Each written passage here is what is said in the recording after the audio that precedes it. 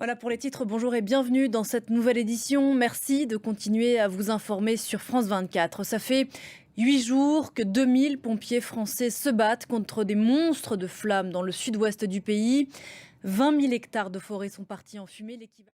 On l'a entendu à l'instant, ces forces vives sont épuisées après 8 jours de lutte contre les flammes.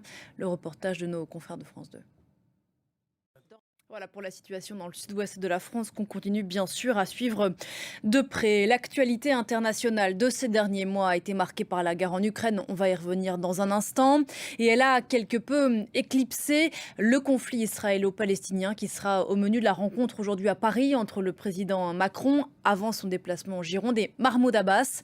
Le dirigeant palestinien multiplie les rendez-vous diplomatiques ces derniers jours alors que le processus de paix dans la région est au point mort. Marc Pope. Le Proche et le Moyen-Orient qui subissent eux aussi les conséquences de la guerre en Ukraine, une guerre qui va entrer dans 5 jours dans son 6e mois et dont il a été question ces dernières heures à Téhéran.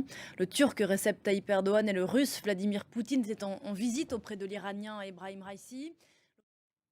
La Russie qui contrôle à ce jour 22% des terres agricoles ukrainiennes. Ce sont des chiffres donnés par la NASA.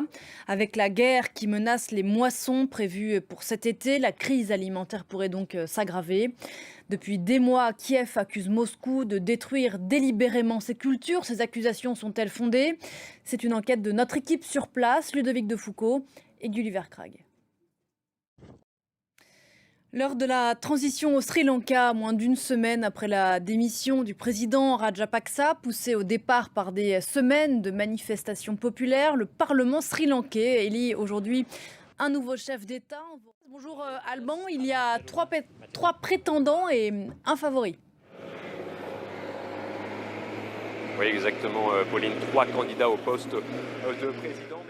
Alban Alvarez, envoyé spécial de France 24 à Colombo, au Sri Lanka. Merci beaucoup, Alban.